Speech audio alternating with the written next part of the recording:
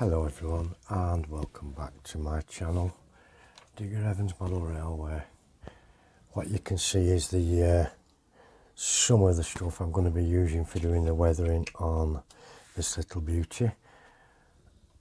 As per the last video, I've done some of the work on it, and now I'm just going to get on with doing a little bit of rust and showing you how I've done it. I've done some along the top,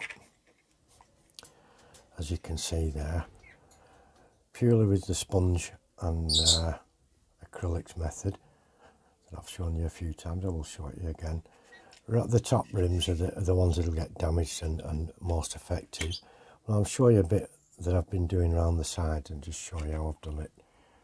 So we get the sponge on a cocktail stick or toothpick, whichever you want to call it, and we're going to start with these acrylics. There's a burnt umber, burnt sienna and a burnt sienna. You'll notice these two are both burnt sienna but rapidly different colours and tones. That's because each manufacturer does it differently.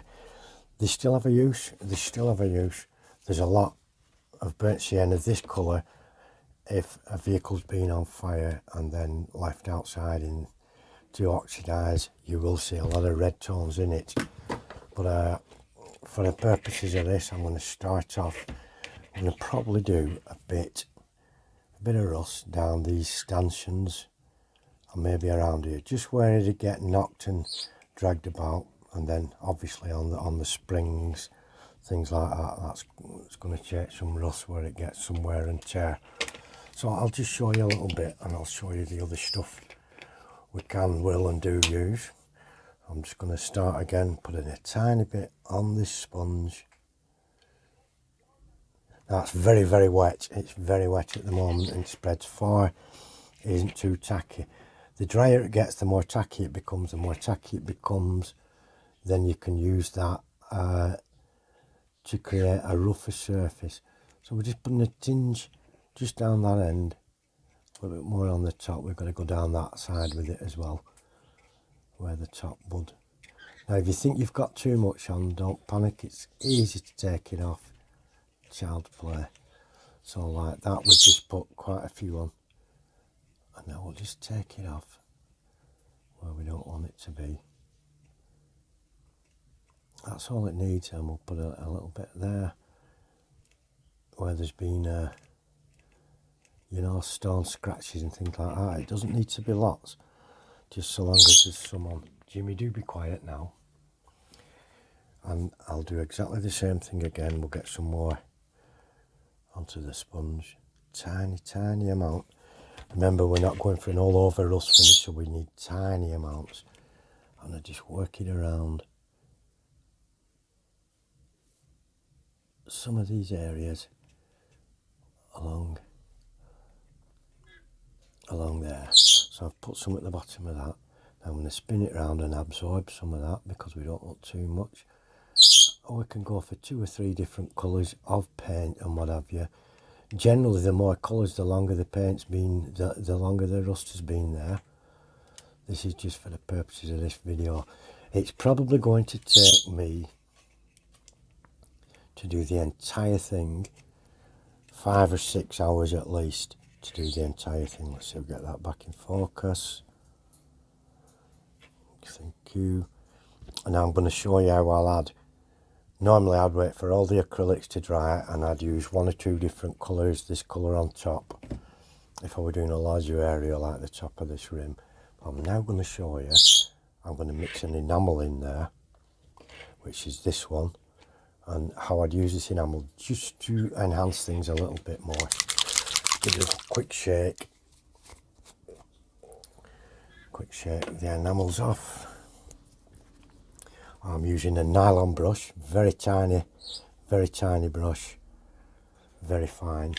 I'm just going to get a little bit of paint out of the lid and just gently apply it to these areas.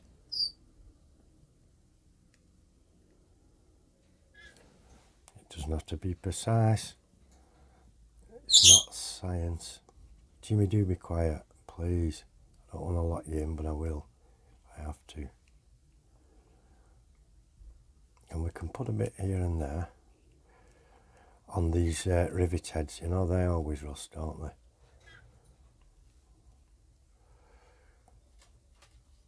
Now, as the wagon's, like I say, still in service, we're not going to put too much emphasis on it. If you think there's too much, like I do there, we can just scratch it off like that. It's not all set.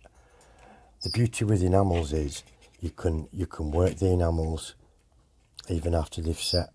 Try and focus that again. You can work the enamels and manipulate them and reactivate them and stuff.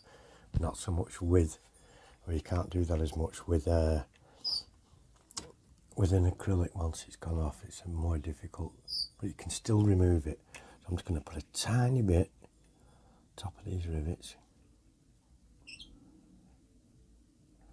and just adding that bit of colour, that extra colour there, just brings a tiny bit more texture and interest into it.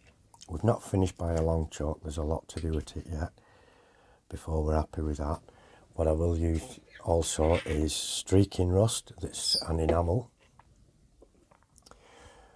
followed by what we call a shader of light rust, which will give shading on certain areas.